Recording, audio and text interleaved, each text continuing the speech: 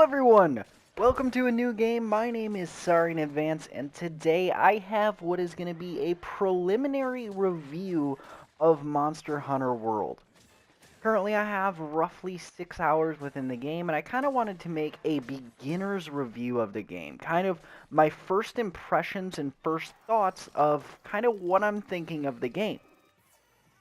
Now, this is probably important to preface by saying that I have never played a Monster Hunter game. This is my first time in playing the series. This is my first time ever doing anything with the game. I have currently killed every single enemy up to the Puke Puke, and that is currently where I am sitting. I've done a little bit of grinding to try and get some parts. I have killed the Kula Yaka whatever the fuck a few times, and I have been getting some weapons for him. In the background, you are currently watching that fight. So I've gotten a few weapons from this guy. I've gotten some armor parts from other guys around there. And I've mainly been spending most of my time in the expedition trying to figure out how the kind of mechanics go and kind of how the overall game works. I have been experimenting with combat. I have been experimenting with things in Astera as far as like the overall upgrading and training and stuff like that, kind of how the game works at a basic level. Today I'm going to go into that as well as what my initial thoughts of the game were and kind of how I am feeling. So with that being said, let's get straight on into it, and we're going to start by going over my very first hour of the game. So for my first hour, I loaded into the game. I played through the initial tutorial level where you kind of get chased by a T-Rex and then you run away into Astera. And the game immediately was just beautiful. I have not seen a more beautiful game than this one since I first played The Last of Us on PS3. That was the last time I had a game where I was just in awe of the graphics, and this one definitely captures that.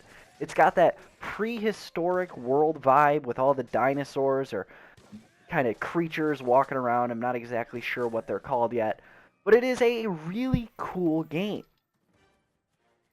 Now, initially, after getting through the first mission and actually making it to Astera, this was the first moment where I was like, oh, what have I gotten myself into?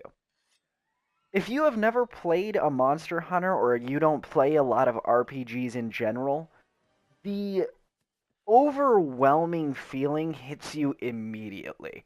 The first time going into Astera, I saw so many different exclamation marks above people's head, and I was just so confused as to what was going on.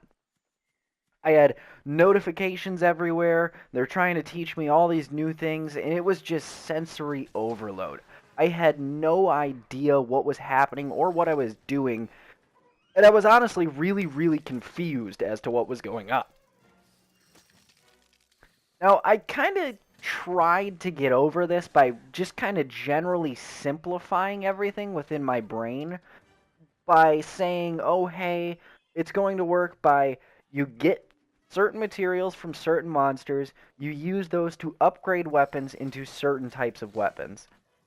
And you get food from the cute little cats that cook for you and stuff like that. And I just kind of tried to simplify everything by separating everything and slowly going through it. For me, I just took about an hour and just sat in Astera for a while and figured it out that way. Now moving on to the first missions, I was using the kind of Nikana type weapon, the kind of ninja type sword, and I was kind of confused as to how the combat works. It doesn't necessarily teach you that, hey, there's going to be different combos and you have to use certain weapons certain ways, so I was slightly confused as to how that worked.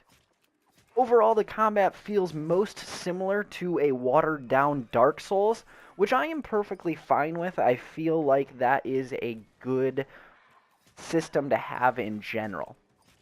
Now, there are more mechanics than are in Dark Souls. Obviously, you have the mounting system where you climb on top of an enemy, you stab him a bunch of times, and you try to stun him. You try to paralyze him and make him lay on the ground.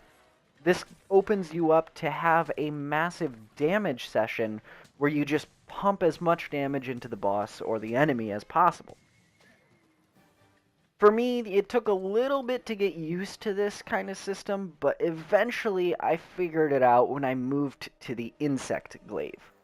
Now, the insect glaive is a much more kind of agile, kind of stay up in the air and kind of keep a combo going. For me, it works out. I've been told it's the most complicated weapon in the game to use, so I'm not exactly sure if I'm using it right. You guys can obviously watch the gameplay and let me know down in the comments if there's something I need to do. But overall, the insect glaive was a much better weapon for me. After making this switch and kind of finding a new weapon that I really enjoyed, I started enjoying the game a lot more.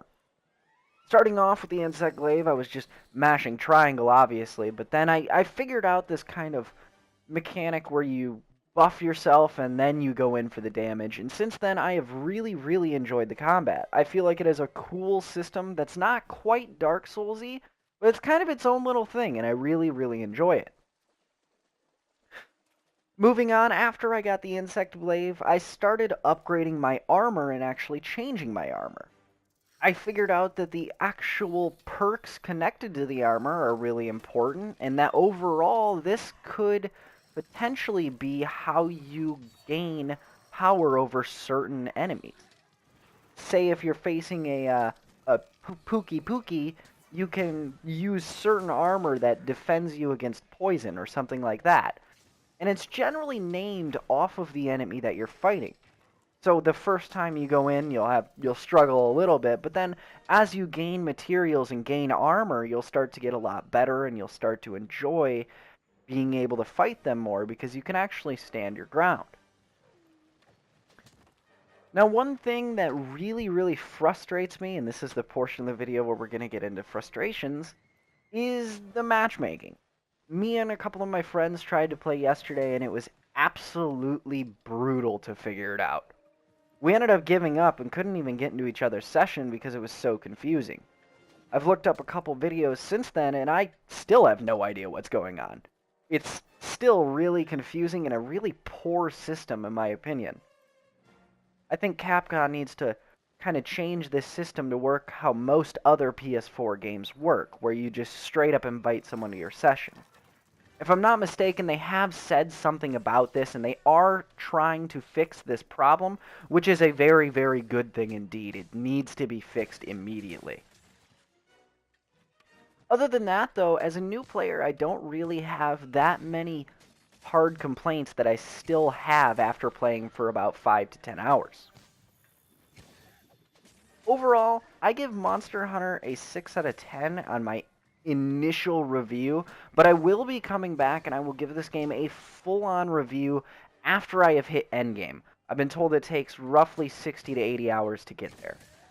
So I am going to be playing through this game and I'm going to give a full review after this with a full 10 out of 10 score or whatever the score ends up being, and I will release that hopefully within a few weeks or a month. With that being said, however, this has been my preliminary review of Monster Hunter. It is an enjoyable game, and I actually am starting to get the feel of it and kind of how you're supposed to fight and kind of deal with certain monsters. That being said, thank you guys for watching. If you guys like the video, please hit the indicator of the upwards thumb, and I will catch you guys in the next one. Thank you guys for watching. Bye-bye.